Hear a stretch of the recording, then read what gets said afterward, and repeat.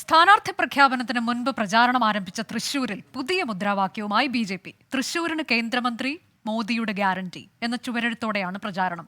മണലൂർ മണ്ഡലത്തിൽ മാത്രം 10 ഇടങ്ങളിലാണ് ചുവരെഴുത്ത്. നേരത്തെ തന്നെ ഔദ്യോഗികമായുള്ള ചുവരെഴുത്തിന് ബി.ജെ.പി. തുടക്കം കുറിച്ചിരുന്നു.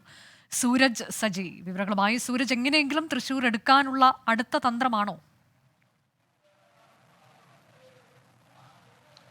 അനുജ, അത്തരത്തിൽ തന്നെയാണ്. കൂടുതൽ വോട്ടുകൾ കേന്ദ്രീകരിക്കുക എന്ന് ലക്ഷ്യമിട്ടുകൊണ്ടാണ് പുതിയ മുദ്രാവാക്യവുമായി ബി.ജെ.പി. രംഗത്തെത്തിയിരിക്കുന്നത്. തൃശൂരിന് കേന്ദ്രമന്ത്രി മോദിയുടെ ഗ്യാരണ്ടി എന്നുള്ളതാണ്. അത് പ്രധാനമന്ത്രി നൽകുന്ന ഉറപ്പാണ്. തൃശൂരിന് കേന്ദ്രമന്ത്രി എന്ന ഇത് പ്രതീതി ജനങ്ങളിൽ ജനിപ്പിക്കുക എന്ന ലക്ഷ്യമിട്ടുകൊണ്ടാണ് ഇത്തരത്തിലൊരു പ്രചരണവുമായി ബി.ജെ.പി. പ്രവർത്തകർ രംഗത്തെത്തിയിരിക്കുന്നത്. തൃശൂരിൽ മണലൂർ മണ്ഡലത്തിൽ മാത്രം 10-ലധികം ഇടങ്ങളിലാണ് ഇതിനോടകം ചുവരെഴുതിയിട്ടുള്ളത്. ഇതുമായി ബന്ധപ്പെട്ടുകൊണ്ട് മണലൂർ മണ്ഡലം കമ്മിറ്റി ഭാരവാഹികളുമായി തങ്ങൾ സംസാരിച്ചിരുന്നു. ഈ സ്ഥാനാർത്ഥി ആയിട്ടില്ല. ആ സമയത്ത് എങ്ങനെയാണ് ഇത്തരത്തിലൊരു മുദ്രാവാക്യം ഉയർത്തിക്കാട്ടാൻ കഴിയുക എന്ന് ചോദിക്കുമ്പോൾ അവർ പറയുന്നത്, സ്ഥാനാർത്ഥിയായി ആര് വന്നാൽ പോലും തൃശൂരിൽ ബി.ജെ.പിയുടെ സ്ഥാനാർത്ഥി ജയിച്ചു കയറുകയാണെങ്കിൽ ആ ജയിക്കുന്നയാൾ കേന്ദ്രമന്ത്രി ആയിരിക്കും എന്നുള്ളതാണ് പ്രധാനമന്ത്രി നൽകുന്ന ഉറപ്പ്. ആ ഉറപ്പാണ് തങ്ങൾ മുദ്രാവാക്യമായി ചുവരെഴുത്തുമായി രംഗത്തെത്തിയിരിക്കുന്നത് എന്നുള്ളതാണ് പറയുന്നത്. പക്ഷേ ബി.ജെ.പിയുടെ നേതൃത്വവുമായി നമ്മൾ ബന്ധപ്പെടുകയുണ്ടായി. പക്ഷെ അവർ പറയുന്നത് ഔദ്യോഗികമായി ഇത്തരത്തിലൊരു മുദ്രാവാക്യം ഉയർത്തിക്കാട്ടിക്കൊണ്ടുള്ള ഒരു പ്രചാരണം അത് ബി.ജെ.പി. പ്രഖ്യാപിച്ചിട്ടില്ല എന്നുള്ളതാണ് നേതൃത്വം വ്യക്തമാക്കുന്നത്. പക്ഷേ അതേസമയം ഈ മണ്ഡലം കമ്മിറ്റി ഭാരവാഹികളുടെ അടക്കം നേതൃത്വത്തിൽ ഇത്തരത്തിൽ തൃശൂരിലെ വിവിധ ഇടങ്ങളിൽ വ്യാപകമായി ചുവരെഴുത്തുമായി